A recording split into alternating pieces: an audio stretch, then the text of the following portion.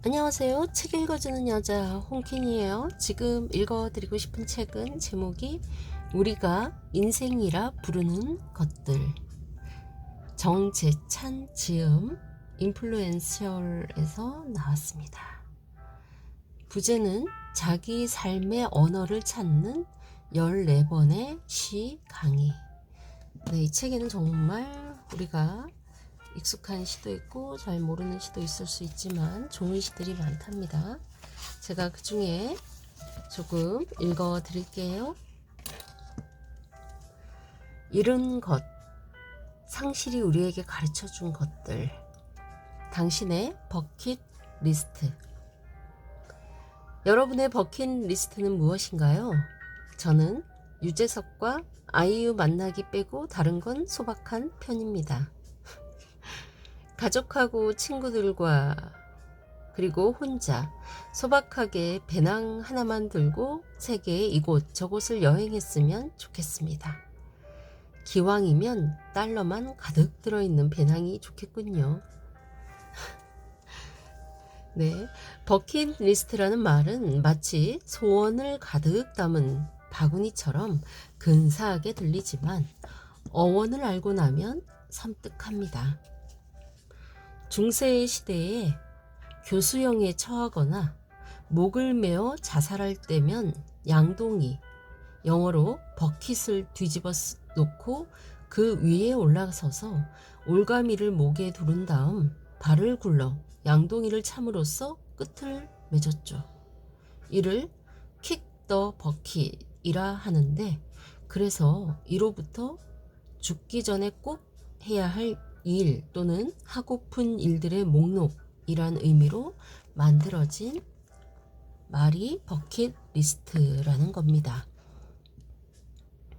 이 말이 우리나라에서 유행하기 시작한 것은 2007년 롭 라이너 감독의 영화 버킷리스트가 개봉된 이후의 일이죠. 해리와 셀리가 만났을 때, 시애틀의 잠 못 이루는 밤 등 로맨틱 드라마의 대가답게 감독은 이 영화에서도 죽음을 앞둔 노인들의 로망과 가족 애를 따스하고 뭉클하게 잘 그려냈습니다.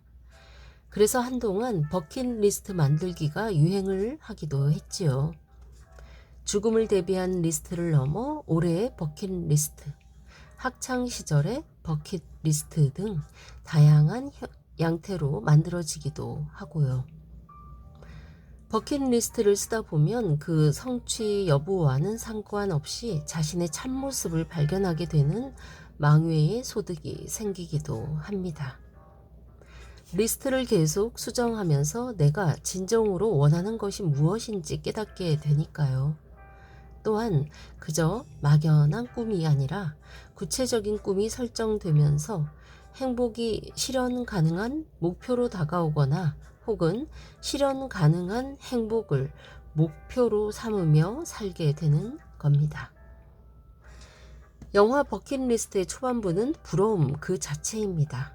버킷리스트를 하나하나 지워나가는 노인네들의 삶이 환상적이기 때문이죠.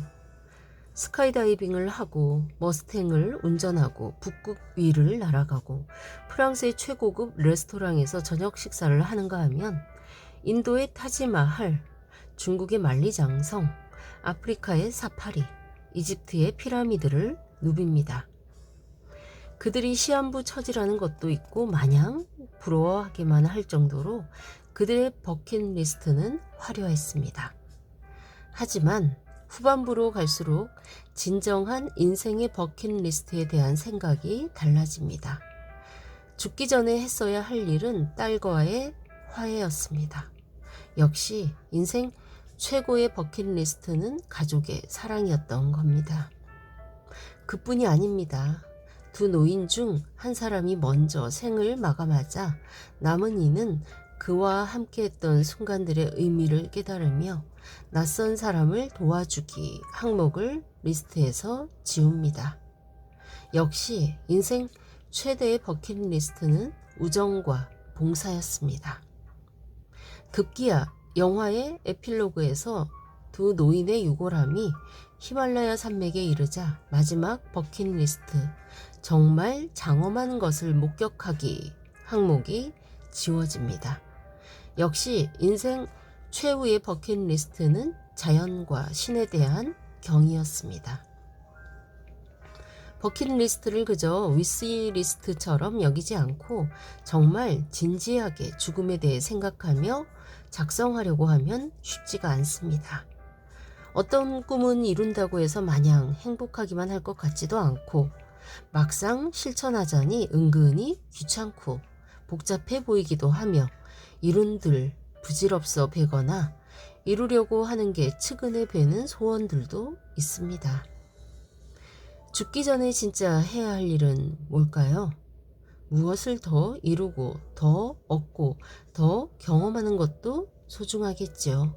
그러나 할 수만 있다면 저는 어려서나 젊어서나, 아니 최근이라도 알건 알지 못했건 고의로든 실수로든 내가 잘못하거나 죄짓거나 상처 준 분들, 그 분이 가족이든 친구든 낯선이든 신이든 세상 뜨기 전에 한 번이라도 만나 진심으로 미안하단 말을 드리고 싶습니다. 용서야 받든 못 받든 그건 내 몫이 아니고 다만 그때 그랬어야 했는데 하지 못한 일들에 관해 죽을 용기 내어 매듭짓고 싶을 따름입니다. 삶의 마지막 순간에는 지우고 싶은 후회들이 참 많이 또 남는다고 합니다. 1000명의 죽음을 지켜본 한 호스피스가 쓴 죽을 때 후회하는 25가지라는 책이 있습니다.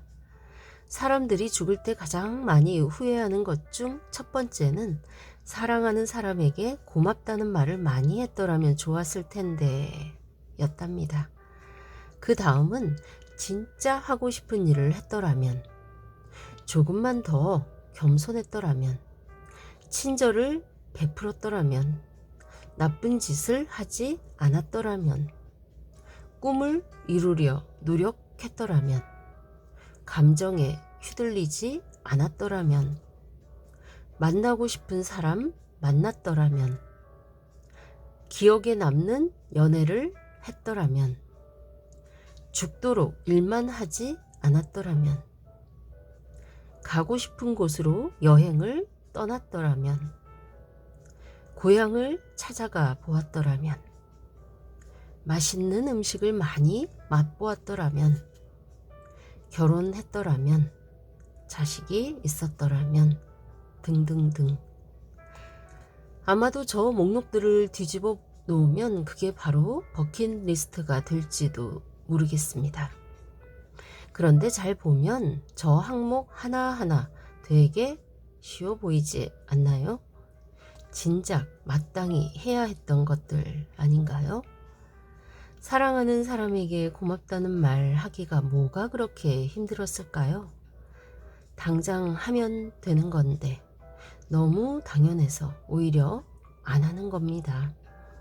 그러고 후회하는 겁니다. 그렇지 않나요? 우리는 특별한 어떤 것이 아니라 삶의 가장 평범한 일들을 하지 않은 것을 후회하고 있는 겁니다. 특별한 일만 챙기는데도 바쁘다 보니 일상에는 소홀히 대할 수밖에 없었다며 핑계대어 보지만 결국 소중한 건 저 특별하지도 딱히 귀해 보이지도 않는 일상이었음을 인정하게 됩니다. 특별한 날 가장 평범한 사람을, 평범한 날 가장 특별한 사람을 떠올려 보는 건 어떨지요? 시 한 편 읽고 갑시다. 아니면 노래 한 곡 부르셔도 좋고요. 푸르른 날, 서정주 시, 송창식 작곡. 눈이 부시게 푸르른 날은 그리운 사람을 그리워하자. 저기 저 가을 꽃자리, 초록이 지쳐 단풍 드는데 눈이 내리면 어이하리야. 봄이 또 오면 어이하리야. 내가 죽고서 너가 산다면, 네가 죽고서 내가 산다면 눈이 부시게 푸르른 날은 그리운 사람을 그리워하자. 가수 송창식의 노래로 널리 알려지게 된 푸르른 날. 미당 서정주의 시에 곡을 붙인 것이니 KBS 가요대상에서 가사상을 받았다는 사실이 오히려 남새스러울 정도입니다. 이 노래의 사연은 이렇습니다. 청년 가수 송창식은 동갑내기 시인 문정희를 만나게 됩니다. 시인의 회고에 따르면 신문사 좌담 자리였다고 합니다. 그녀는 여고 시절 전국의 백일장을 휩쓸며 미당으로부터 천재 문학소녀라는 극찬을 받고 일찌감치 미당의 문화생이 되었던 시인인데, 그날 뜻밖에도 송창식에게서 그가 중학교 시절부터 서정주 시인의 영향을 많이 받았다는 고백을 듣게 됩니다.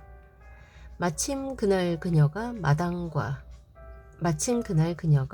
미당과 만날 약속이 있었다고 전해지기도 하지만, 이번에도 시인의 기억에 따르자면 송창식의 특청을 받아들여 그날로 그를 미당 시인에게 소개했다는 겁니다. 뭐 중요한 건 아니고, 아무튼 평소에 대중가요 노랫말로 시가 쓰이는데 대해 탐탁찮게 여겼던 미당이 송창식에게 자작시 푸르른 날을 그날로 내어줬답니다. 짐작건대 기승전결 양식의 시상전개도 그렇고 일정한 음절수와 음보수도 그렇고 노래로 만들어지기에 가장 적합하다고 보았을 겁니다. 그날 이후 아마도 송창식은 의욕과 부담이 교차하는 나날을 보내야 했겠지요. 미당의 전집도 다 구해 읽었다고도 하는데 그 정도는 일도 아니고요. 대가의 시에 곡을 붙여야 하는 고통이 얼마나 컸겠습니까? 그러던 어느 날 밤 문정희 씨는 느닷없는 전화 한 통을 받게 됩니다. 그녀는 그 밤을 이렇게 회상합니다. 네, 저는 여기까지 읽고 나머지 궁금하시죠? 여러분들이 이 책 우리가 인생이라 부르는 것들 꼭 한번 읽어보시기를 강추하는 바입니다. 네, 요즘 눈이 부시게 푸른 날들이죠. 너무 더워서 힘들기도 하지만 어쨌든 눈이 부시게 푸르른 날은 그리운 사람을 그리워합시다. 지금까지 좋은 글 읽어주는 여자 홍킨이었습니다. 감사합니다.